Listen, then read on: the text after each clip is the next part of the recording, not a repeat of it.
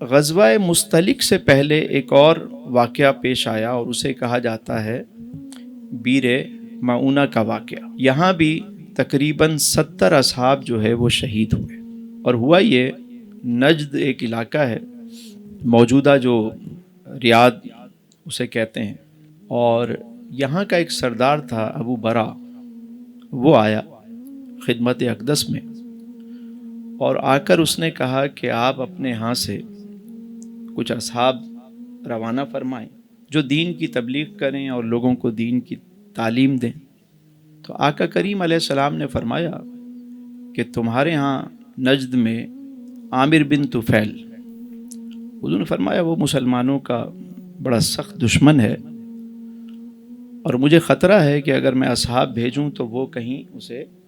تکلیف نہ پہنچائے۔ وہ سردار ابو برا کہنے لگا، وہ بہت بہادر سردار تھا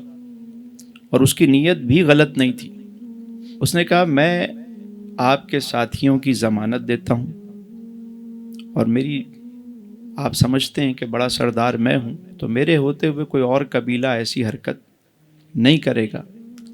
آپ اپنے ساتھیوں کو بھیجیں، ہمارے ہاں کے لوگ دین کی طرف مائل ہو رہے ہیں،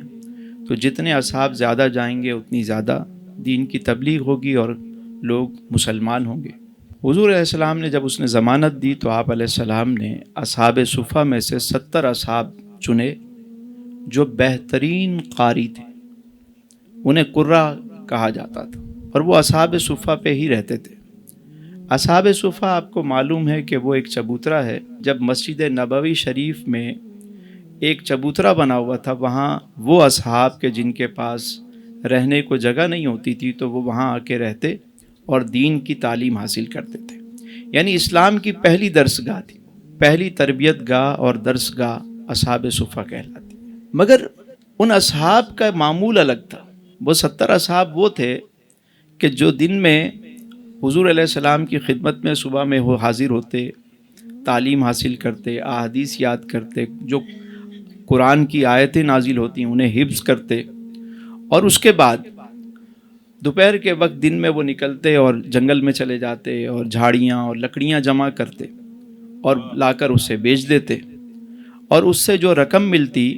اس سے اپنا گزر بسر کرتے، اور پیسے اگر وافر ہو جاتے تو اپنے باقی اصحاب جو اتنی سکت نہیں رکھتے تھے کہ جا سکیں تو ان کی بھی کفالت کرتے۔ وہ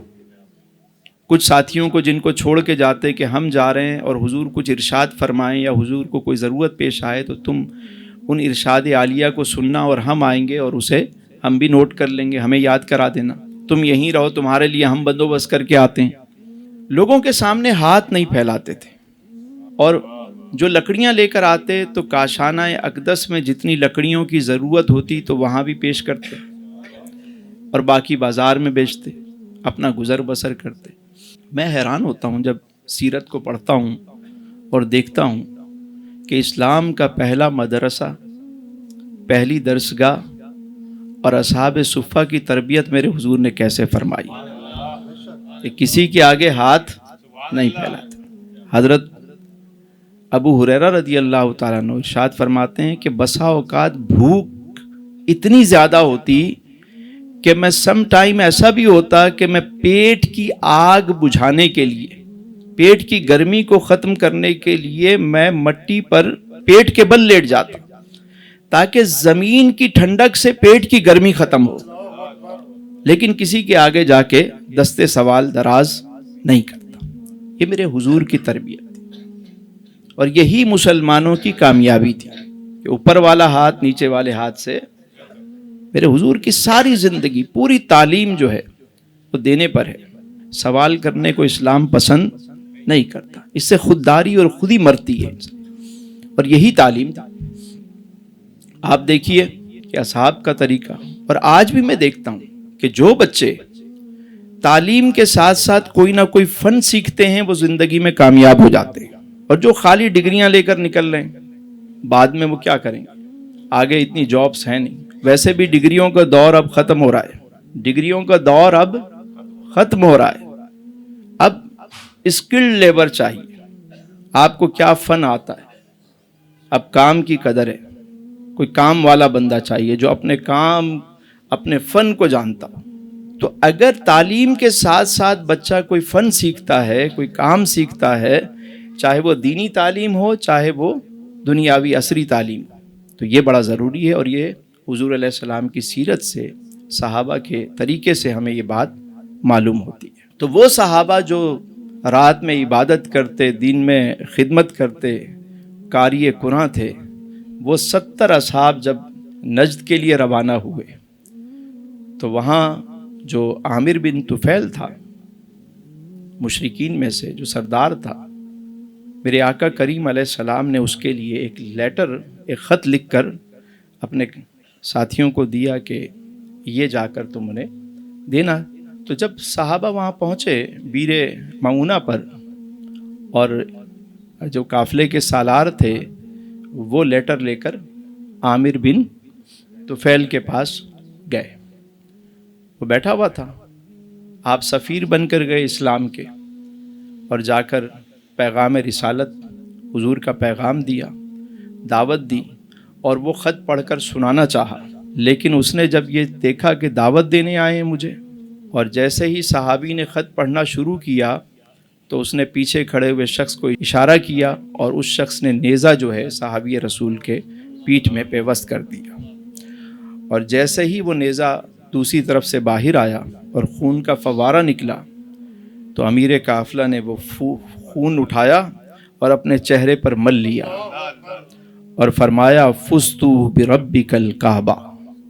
رب کعبہ کی قسم میں کامیاب ہو گیا، رب کعبہ کی قسم میں کامیاب ہو گیا۔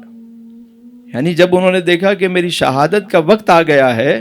تو انہوں نے نعرہ لگایا فزتو بربک الکعبہ، رب کعبہ کی قسم میں کامیاب ہو گیا، یعنی مجھے شہادت نصیب ہو گئی، میں نے پیغام حق۔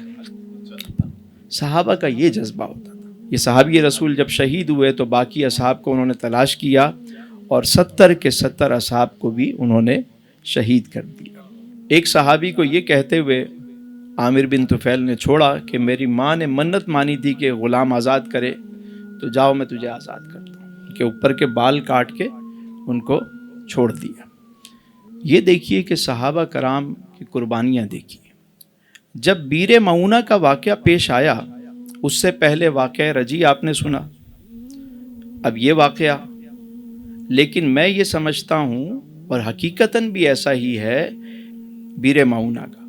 غزوہ احد سے بھی بڑا واقعہ تھا یہ۔ وہاں 70 اصحاب شہید ہوئے، لیکن وہ مقابلہ کر کے شہید ہوئے تھے، وہ مقابلہ کر کے شہید ہوئے، دو بدو لڑائی ہوئی، لیکن یہاں ایک وار کیا گیا، اور ان نہتے لوگوں کو جو دین کی تعلیم دینے آئے تھے، جو لڑنے کے لیے نہیں آئے تھے، انہیں بے دردی سے انہوں نے شہید کیا۔ یہی وجہ ہے کہ آقا کریم علیہ السلام کو جب اس کی اطلاع ملی تو حضور علیہ السلام کو بہت زیادہ اس بات کا صدمہ ہوا کہ یہ قرہ دین کے مبلغین کی جو شہادت ہے اس کا بہت بڑا صدمہ، اور کئی دن تک حضور علیہ السلام اس صدمے میں رہے۔